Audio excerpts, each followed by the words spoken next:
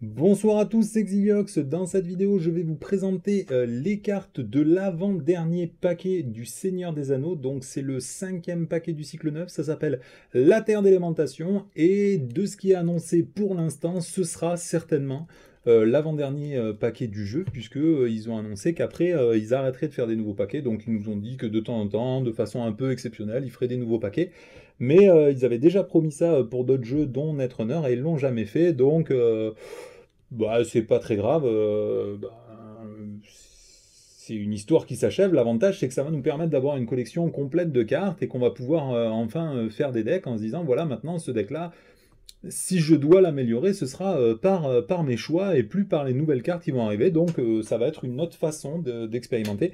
Après, comme je sais qu'en général, les gens aiment énormément la nouveauté pour pouvoir vivre leur jeu, il est très possible que ça mette un coup d'arrêt un peu à l'intérêt que les gens portent pour le jeu. Bon, bah, c'est dommage. On verra pour la suite ce qui va se passer. Alors, bah écoutez, on va y aller directement. J'ai juste enlevé le sachet en plastique pour éviter de perdre du temps. Enfin, le petit stickers là. Les terres d'élémentation, difficulté 9. Difficulté 9. C'est possible ça? Ok. Parce qu'il me semblait que les difficultés, elles allaient de 2, je crois, pour le scénario d'initiation jusqu'à 8.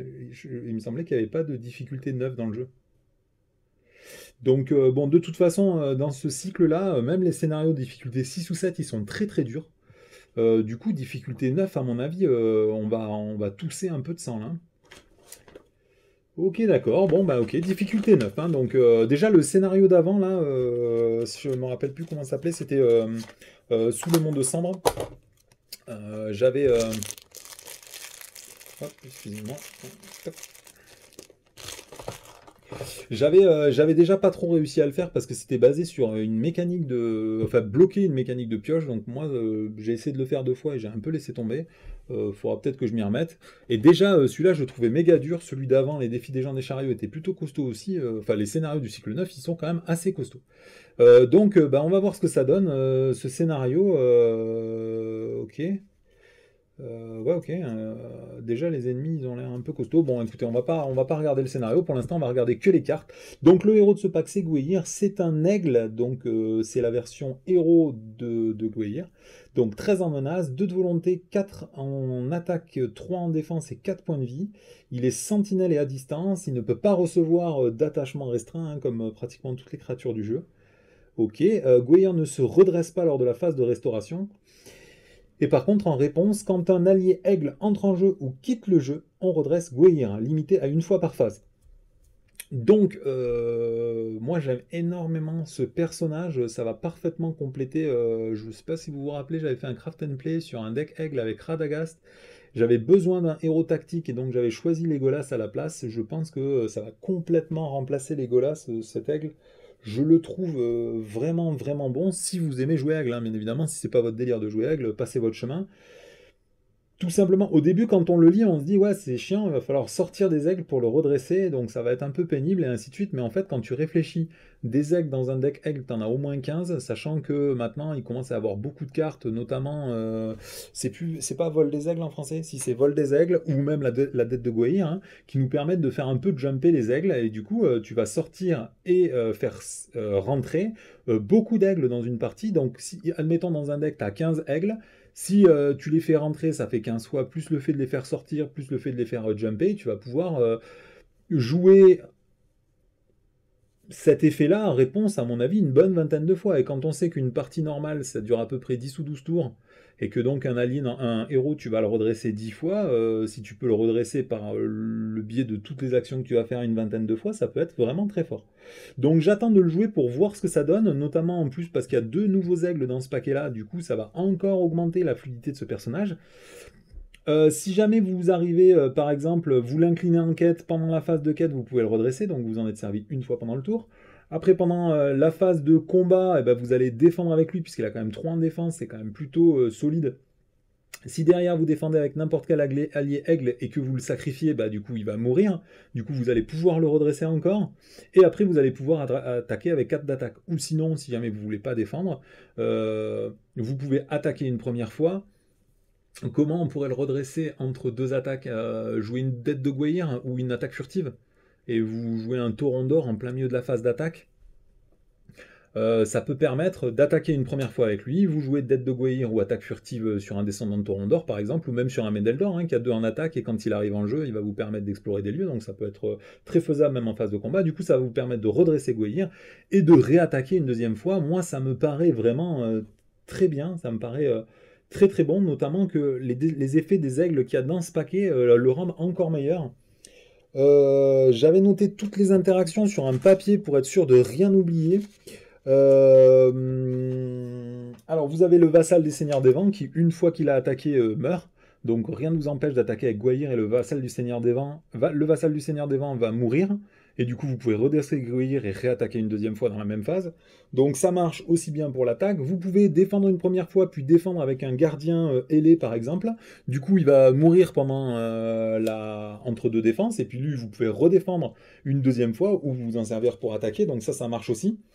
Après, bon, mais il y a deux combos qui fonctionnent avec les aigles de ce paquet-là. Et enfin, pour terminer, vous avez les deux combos que je viens de citer, à savoir le vol. C'est vol des aigles? Oui, c'est vol des aigles, je crois. La carte qui coûte 0, vous renvoyez un aigle dans votre main pour pouvoir mettre un aigle du Nord dans le deck de rencontre. Ouais, je crois que c'est vol des aigles. Et après, vous avez la dette de Gwaihir. Donc, tous ces trucs-là, vous pouvez les jouer pendant les phases de combat. Donc, ce sera très intéressant, puisque c'est là que ça nous intéresse en général. Utiliser une première fois pendant la phase de quête plus 2 fois pendant la phase de combat. Je vois pas comment on pourrait s'en servir encore plus. Je ne vois pas comment est-ce qu'on pourrait utiliser une quatrième fois un personnage. Là, je suis un petit peu limite, mais déjà 3 fois, c'est pas mal. Sachant que comme si vous le jouez comme moi avec un deck où il y a Radagast dedans, vous avez déjà votre aigle unique plus votre Istari unique. Donc ça veut dire que la dette de Gwaihir, vous pouvez la jouer dès le premier tour.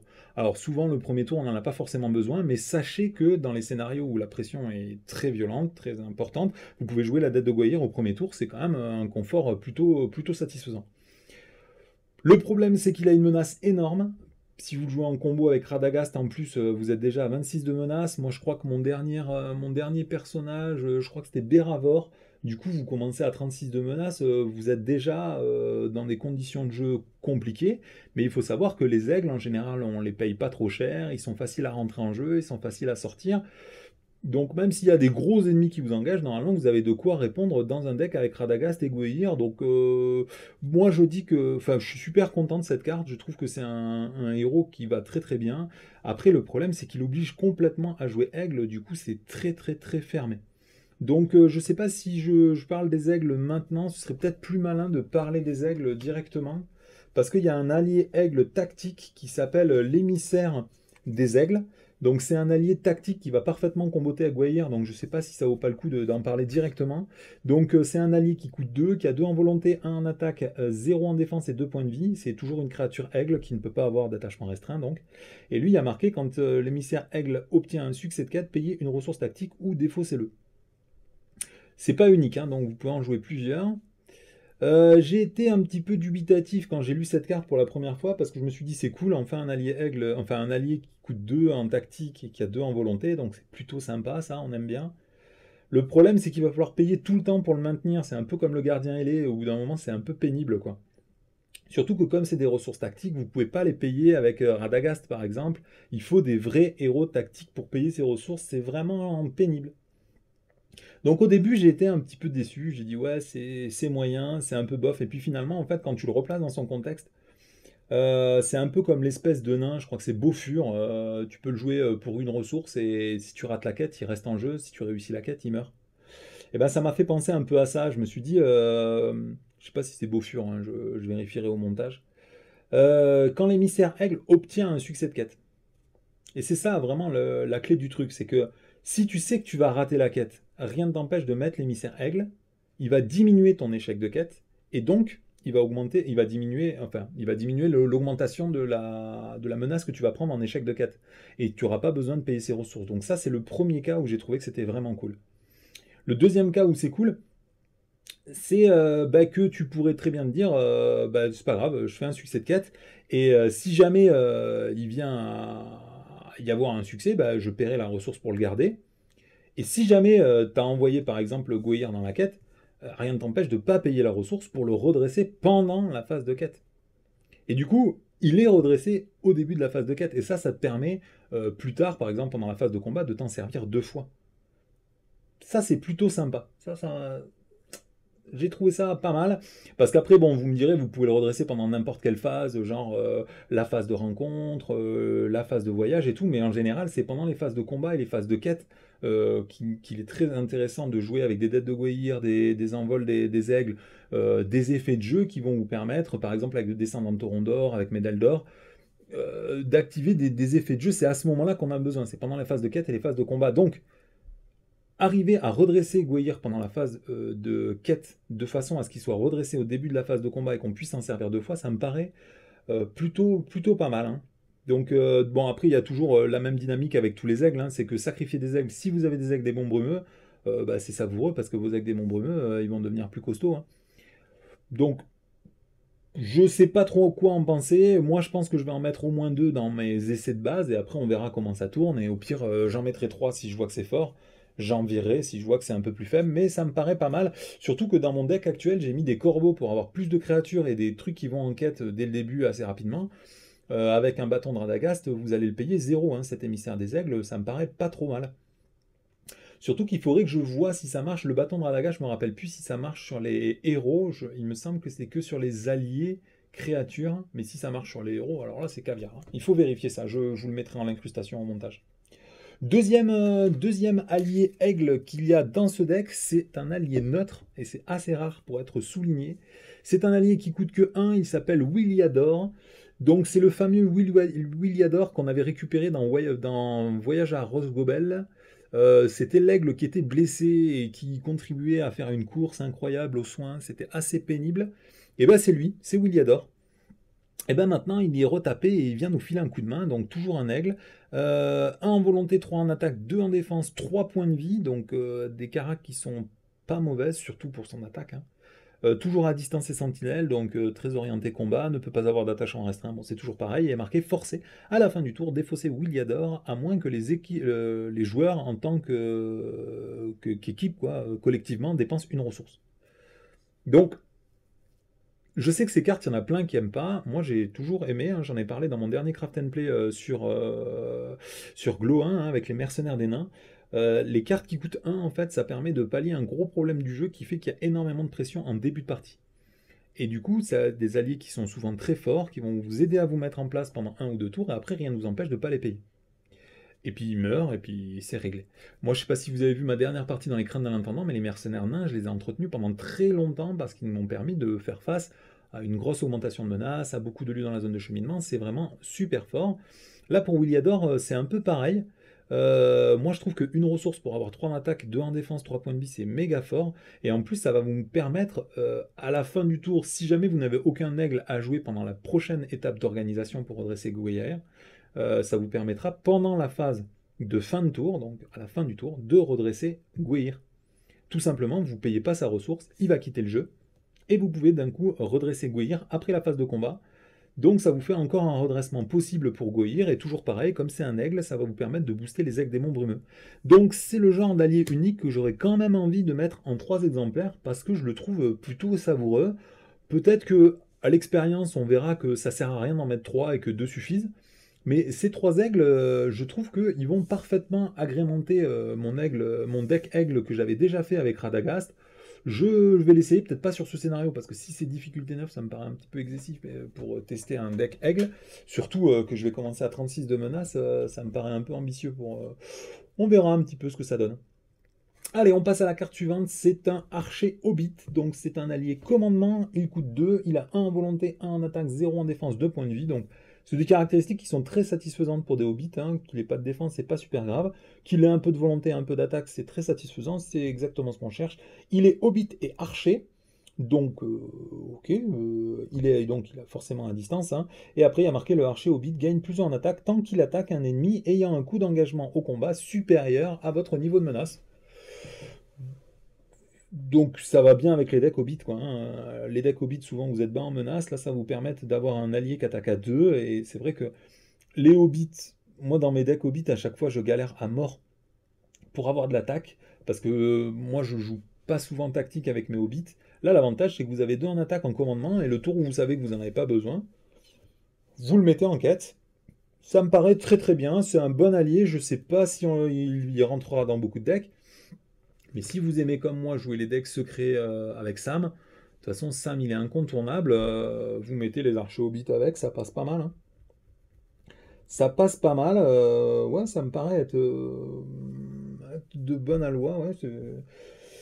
Après, on a un attachement commandement qui coûte 3, ça s'appelle le livre rouge de la marche de l'Ouest, c'est un artefact objet. Attacher cette carte à un héros Hobbit, c'est restreint, donc toujours pénible que ce soit restreint, ça c'est vraiment pénible. Tant qu'un héros attaché est engagé dans la quête, chaque personnage Hobbit gagne +1 en volonté. C'est chaque personnage Hobbit, hein. C'est pas personnage unique ou c'est pas héros Hobbit, c'est personnage Hobbit. Donc ça veut dire que par exemple, le archer Hobbit qui est juste un allié standard, il gagnera son +1 en volonté. Tous les héros que vous avez en quête, ils gagnent +1 en volonté. Réponse après avoir obtenu un succès de quête, inclinez le livre rouge de la marche de l'Ouest pour ajouter une ressource à la réserve du héros attaché. Donc, c'est un attachement qui est intéressant quand on joue au beat. Moi, je vous avoue que je suis pas trop dans cette dynamique de jeu-là, donc j'attends de l'essayer pour voir ce que ça donne, parce que j'ai fait aucun deck de test pour pré-tester ces cartes. Moi, c'est un peu comme l'épée qui fut brisée sur Aragorn, hein. Il y a plein de mecs qui jouent l'épée qui fut brisée sur Aragorn. C'est super fort parce que ça donne plus en volonté à tout le monde. Bon, bah là, c'est le même effet un petit peu, mais avec des cartes Hobbit, quoi. Donc, si vous jouez un deck full Hobbit, rien ne vous empêche de faire ça. Moi, dans mes dernières parties, par exemple, je joue Faramir. Je le joue assez peu, hein, Faramir, de façon générale, mais là, il faut reconnaître que Faramir, moi, il m'a pratiquement sauvé dans mes dernières parties. C'est super sympa d'avoir +1 en volonté avec tout le monde. Vous gagnez une petite ressource au passage. Ça reste un demi-intendant du Gondor, mais au passage, vous avez quand même +1 en volonté. Donc c'est la moitié d'un intendant du Gondor avec la moitié d'une épée qui fut brisée. Ça contribue à en faire une carte qui est plutôt, à mon avis, pas trop mal. Le problème, c'est que c'est unique. Donc combien est-ce qu'il va falloir en jouer pour que ça sorte suffisamment et pas que ça nous bloque la main une fois qu'on l'a joué pour, vous savez, une fois qu'on a joué un attachement ou même n'importe quel personnage ou carte unique, hein, et ben c'est pénible de piocher les suivantes. Surtout qu'en commandement, il n'y a pas beaucoup de solutions de pioche, donc c'est un petit peu compliqué de piocher des cartes qu'on a déjà. Moi, c'est pour ça que je joue les runes de Dairon de façon vraiment permanente, quoi. Je sais pas encore comment jouer cette carte, mais je pense que dans un deck Hobbit, hein, ça complète assez bien l'équipement pour les Hobbits. Hein. De toute façon, vous allez voir, hein, dans toutes les cartes, hein, elles sont faites pour compléter des trucs préexistants. La messagère de Dale, un allié qui coûte 2, 1 en volonté, 1 en attaque, 1 en défense, 2 points de vie. C'est un Dale, donc ça va certainement fonctionner avec la mécanique Dale. Et en réponse, vous avez quand la messagère de Dale entre en jeu, choisissez un joueur. Ce joueur soigne 1 point de dégâts à chaque personnage qu'il contrôle ayant un attachement joueur. Donc, c'est une solution de soin pour les decks Dale. C'est plutôt sympathique. Ces caractéristiques, bon, moi je comprends pas trop pourquoi on met un en défense au cycle 9, parce que bon, cycle 9, tu vas bien comprendre qu'en défense, c'est vraiment, vraiment anecdotique, surtout avec 2 points de vie. Bon, ça évite par exemple qu'un gros troll des cavernes, il te fasse augmenter de beaucoup ta menace, donc tu prends toujours un de défense, mais ça me paraît un peu anecdotique. Et après, avoir du soin dans les decks Dale, c'est sympa. Est-ce qu'on aura la place pour mettre ça dans un deck Dale? C'est ça qui est chaud. Le Dale, je crois qu'il joue pas du tout sur connaissance, donc c'est difficile de mettre des solutions de soins, genre intendant des maisons de guérison ou même Yorette qui est gratuite. Quand t'as pas de personnage connaissance, tu peux pas avoir de soins, hein. Donc peut-être que c'est sympa. Peut-être que c'est sympa. Moi, j'ai joué que 2 ou 3 parties en Dale. J'ai pas forcément manqué de soins, donc j'ai pas été attristé par l'absence de cette carte. Maintenant qu'elle existe, peut-être un ou 2 exemplaires, je ne sais pas. C'est sympa qu'elle existe, hein, il ne faut pas négliger, ça me paraît très restrictif, mais c'est sympa. Est-ce qu'on pourrait s'en servir dans d'autres decks? Est-ce qu'il y a beaucoup de decks où on joue énormément d'attachements qui justifient la présence de cette carte? Parce que souvent on va mettre des attachements sur nos héros, c'est sympa après de pouvoir leur soigner un petit point de vie, mais est-ce que ça justifie la présence de cette carte dans un deck? Je sais pas. Surtout quand il y a la carte suivante, c'est le champ de guérison. Champ de guérison, un attachement à 0, c'est un champ, donc on va pouvoir activer toutes les mécaniques de champ pour à la fois aller le chercher, comme Ménestrel des Galadrim. On va pouvoir enclencher l'amour des histoires avec, donc c'est sympa. Attachez cette carte à un héros, limité à 1 par héros. Et il y a marqué en action, défausser une carte de votre main pour soigner un point de vie au héros attaché. N'importe quel joueur peut déclencher cet effet. Alors déjà c'est Magali Villeneuve, donc ça fait toujours plaisir de revoir Magali Villeneuve, qui nous fait quelques petites cartes comme ça au passage. Salut Magali, on t'aime toujours, hein, il faut continuer à nous faire des cartes. Et après, moi, c'est cette mécanique que j'adore dans le jeu, c'est défausser des cartes de sa main pour faire des effets. Surtout que c'est une carte qui coûte 0. Donc typiquement, hein, je vous en parlais avec le livre rouge de la Marche de l'Ouest, toutes les cartes uniques du jeu, hein, quand vous les avez déjà en jeu, que vous les repiochez, vous dites « Oh, c'est une carte morte, c'est trop la misère et tout ». Grâce à la mécanique que j'appelle le Noldor, hein, mais vous allez pouvoir défausser ces cartes pour obtenir des effets. C'est un peu comme Protecteur de la Lorien ou Lance Elfique. C'est des cartes qui vont vous permettre d'augmenter votre volonté, votre défense, votre attaque. Et bien là, maintenant, on a le pendant à cette carte qui nous fera soigner des points de vie. C'est une carte qui est énorme. Moi, je pense que... Et puis, c'est une solution. Vous êtes complètement bloqué. Vous êtes obligé de soigner un mec, sinon il va crever. Vous perdez votre héros. Eh ben, vous dites, bah, c'est pas grave, je défausse des cartes. Hein. C'est pénible de défausser des cartes, même des bonnes cartes. Hein. Mais pour sauver un héros, on le fait. Hein. Donc ça, c'est une excellente carte. Hein. Je pense que ça fait partie des meilleures cartes du paquet pour moi. De toute façon, toutes les cartes de soins sont très bonnes pour moi. Après, le plan de Bilbon, alors je l'ai lu en anglais, ça m'a paru être une sacrée usine à gaz, donc je ne sais pas exactement ce que je vais vous en dire en français, mais je vais la lire, peut-être que je vais peut-être comprendre. Oups là. Maintenant que c'est en français, j'ai bougé le truc. Hop, c'est bon. C'est bon. Le plan de Bilbon, c'est un événement tactique qui coûte 0. Il y a marqué réponse, quand vous attaquez et que vous détruisez un ennemi, mélangez la pile de défausse rencontre dans le deck rencontre et défaussez des cartes du sommet du deck jusqu'à ce qu'un ennemi soit défaussé. Placez cet ennemi dans la zone de cheminement pour défausser un lieu non unique avec une menace inférieure ou égale à la menace de cet ennemi. J'ai pas trouvé de situation dans le jeu où ce soit exceptionnel de se taper un ennemi à la place d'un lieu. C'est des cartes de gestion de lieu, hein. Mais pour gérer les gros lieux qui nous gênent vraiment, il va falloir se taper des gros ennemis. Et en plus, vous ne le choisissez pas, hein, c'est complètement aléatoire. Le faire tomber dans un piège. On prépare un piège, par exemple, et on se dit, bon ben voilà, après, avec, je vais faire le plan de Bilbon, et comme ça, je vais virer un lieu, et puis je ferai tomber un ennemi dans un piège, ouais. Ça me paraît compliqué, même en étant du Neudin, je me suis dit, il y a plein de moments où on va être un petit peu débordé. C'est sympa d'avoir des cartes. Je me rappelle plus, j'ai préparé en préparant cette vidéo. Hop. J'ai dû préparer les cartes de gestion de lieu en tactique. Il n'y en a que 3 pour l'instant. Hein. On a Harrod qui nous permet de mettre des pions d'exploration sur les lieux. Ça reste super léger. Et on a Meneldor. Et on a le gardien Béornide. Donc Meneldor et le gardien... Bon, Meneldor, il est génial, il n'y a pas de problème. Mais ça marche qu'une fois ou deux dans la partie. Le gardien Béornide, il faut carrément le défausser. Donc il est clair que quand vous jouez tactique pour gérer les lieux, c'est difficile. Avoir une carte comme ça, je ne me rends pas vraiment compte. Est-ce que ça va être suffisamment fort, même dans le cycle 8 et dans le cycle 9, où les lieux sont vraiment costauds maintenant? Je me demande si ça vaut le coup de se taper un ennemi, parce que le problème, c'est que les ennemis sont tout aussi costauds dans le cycle 8 et le cycle 9. Je sais pas. Cette carte, elle me paraît vraiment compliquée. Déjà, je suis pas à l'aise à jouer en tactique. Je suis pas du tout à l'aise à jouer des événements. Et je suis pas du tout à l'aise à jouer des événements tactiques qui servent à gérer des lieux. Donc, cette carte, pour moi, c'est un peu compliqué. La pipe de rechange. Alors la pipe de rechange, c'est plutôt bon, ça. C'est un attachement énergie qui coûte 1. C'est un objet, une pipe. Attachez cette carte à un personnage. Le personnage gagne 1 point de vie. Ça, c'est cool. Et après, réponse.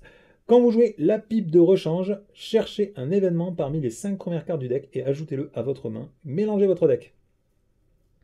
Ça m'a l'air d'être une très bonne carte. Alors, je ne sais pas si je suis un petit peu emporté par mes derniers essais sur les decks loin, sur le fait de chercher à avoir toujours plus de points de vie, mais c'est pas un attachement unique, et c'est pas un attachement restreint, et c'est pas un attachement qui peut être mis en un seul exemplaire sur les personnages.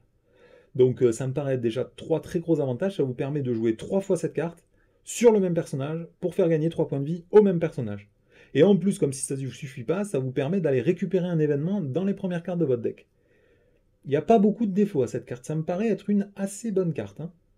De façon générale, moi j'adore augmenter le nombre de points de vie de mes personnages, même un Gandalf, même un Denethor, Erkenbrand, des mecs comme, comment il s'appelle, celui qui défend super bien Enamart. Non, Et Namarche Chantrivière, c'est pas du tout ça, c'est Amartul. Amartul, pareil, 3 points de vie, donc c'est toujours super compliqué.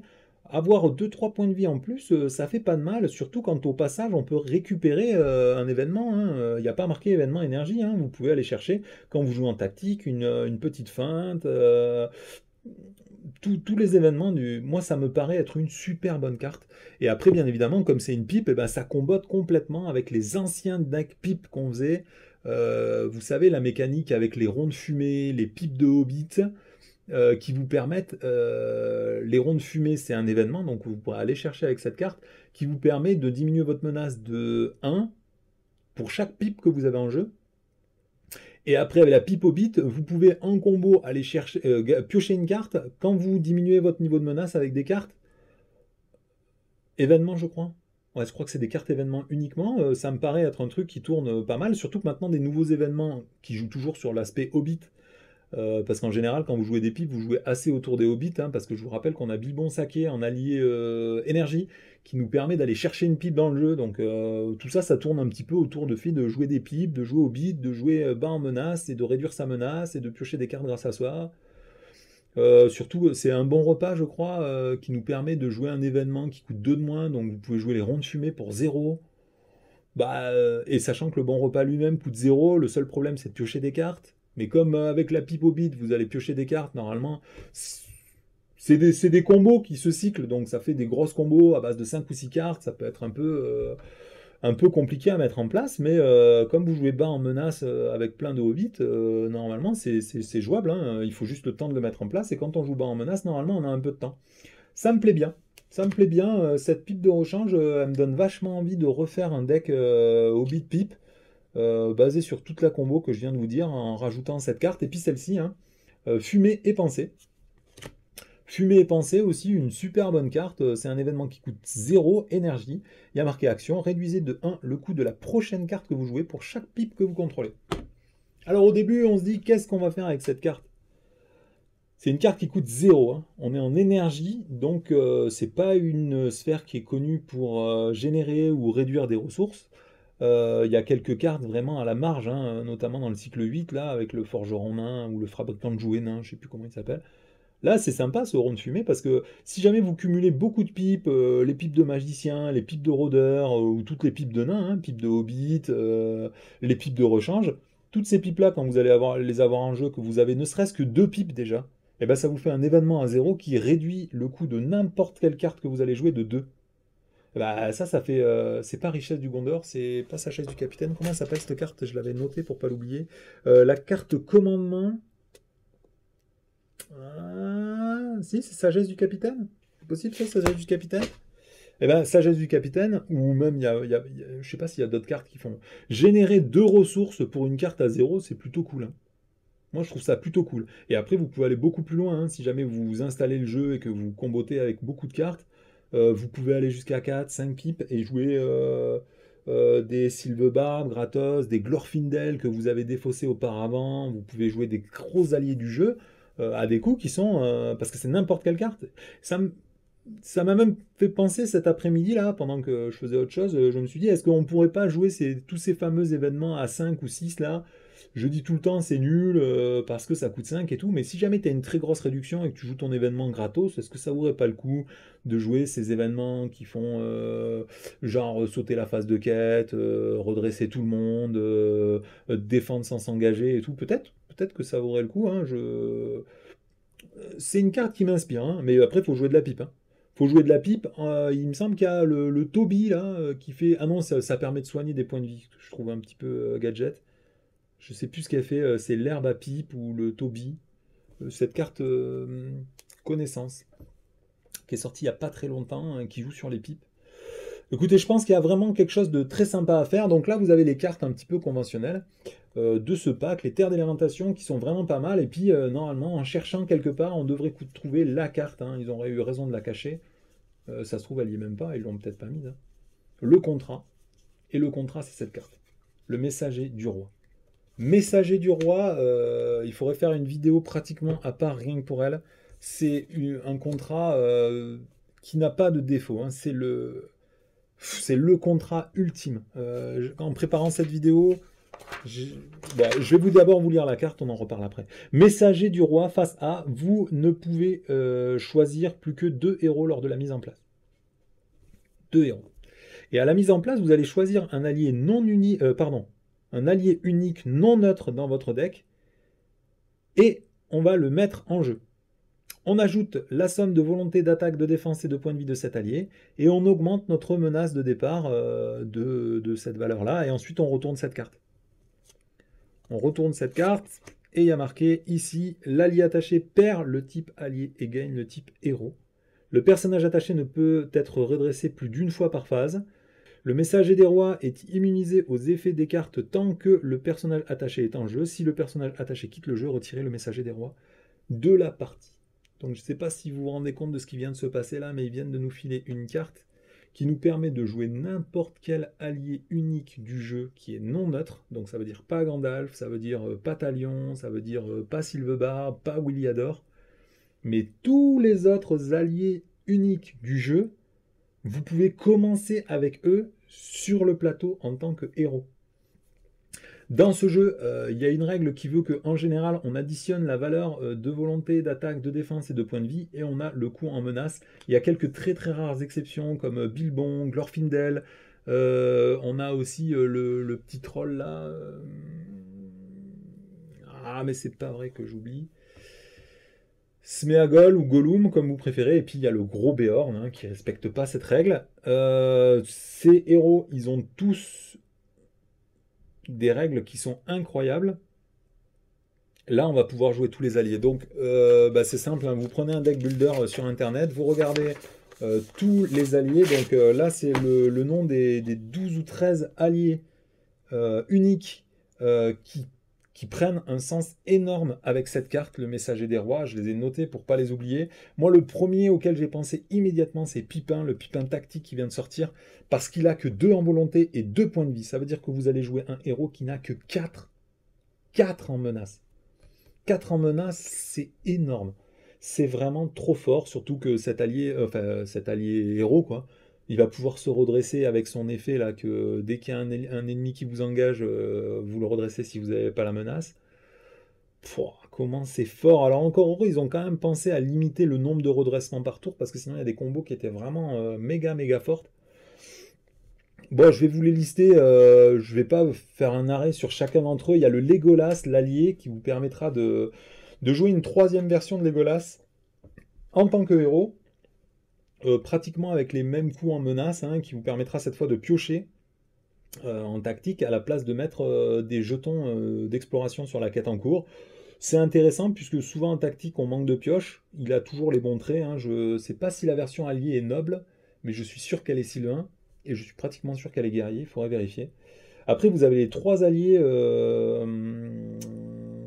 Arad, Joubaïr, Yazan et Firial, qui ont des stats qui sont assez équilibrés et assez faibles pour justifier qu'ils deviennent des héros.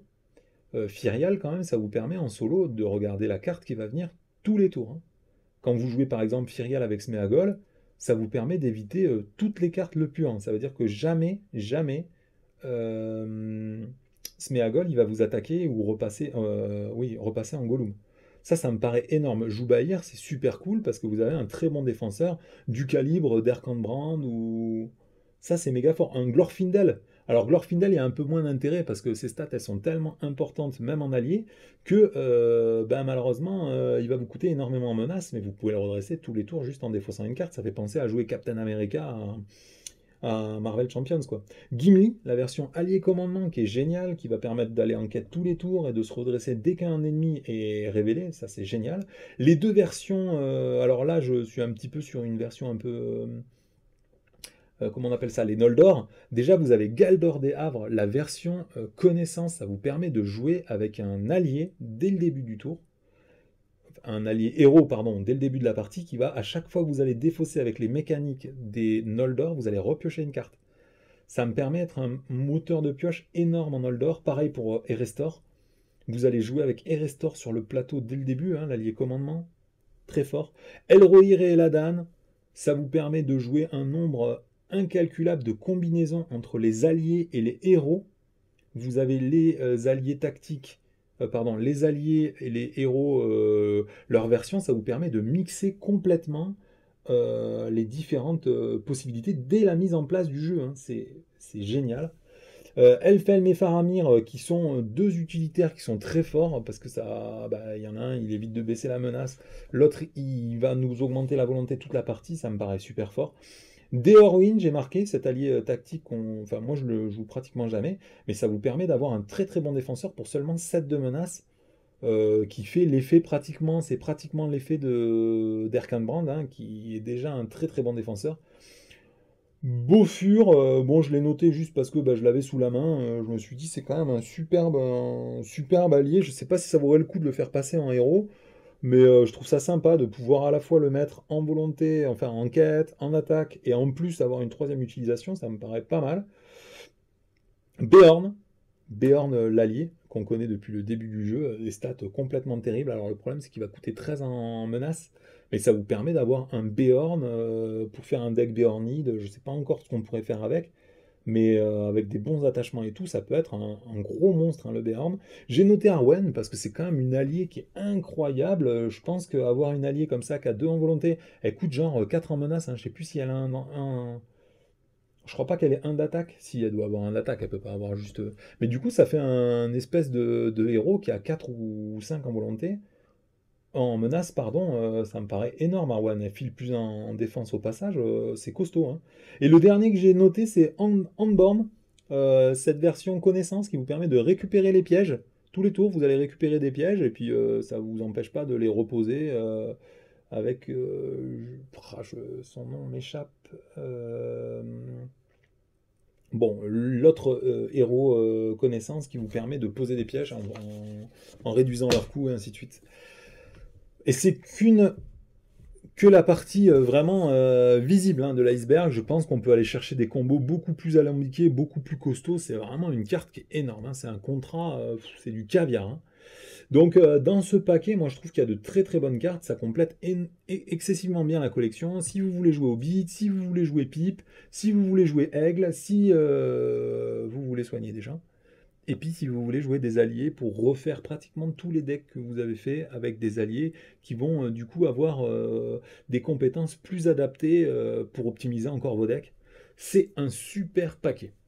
Alors, je suis très très très intrigué par comment ça s'appelle, par la quête, enfin le scénario, parce que difficulté 9, il faut immédiatement que je vérifie. Je crois pas qu'il y ait déjà des scénarios de difficulté 9 dans le jeu, hein. Franchement, ça me dit rien du tout. C'est énorme, difficulté 9, quoi. Donc, je pense qu'on va encore tousser beaucoup de sang pour réussir à faire ce scénario. Écoutez, voilà, je vais m'arrêter là. Je pense que c'est un assez bon paquet. Les dernières cartes du jeu ont aussi été spoilées, donc le dernier paquet n'est malheureusement pas à la hauteur de toutes mes attentes, hein. Je m'attendais à vraiment beaucoup plus. Je suis vachement déçu de ces derniers paquets. Je m'attendais vraiment à ce que ce soit l'apothéose. Et puis ils sont restés assez constants en fait, hein. Ils n'ont pas fait des très très gros excès. Voilà, bon, je vais peut-être pas en parler là, mais le dernier héros pour moi est ultra décevant, donc je suis super déçu des derniers paquets. Écoutez, déjà ce paquet-là est plutôt bon, donc bah écoutez, on va essayer de faire des nouveaux decks avec, et puis on revient peut-être avec ce petit Hobbit Pipe là. Je vais voir si j'ai le temps, mais j'ai très envie d'essayer le deck Aigle là. Ça me paraît costaud. Allez, je vous laisse ici, c'est Exiliox dans cette revue de cartes de l'avant-dernier paquet du Seigneur des Anneaux, la Terre des Lamentations. À bientôt sur le Seigneur des Anneaux.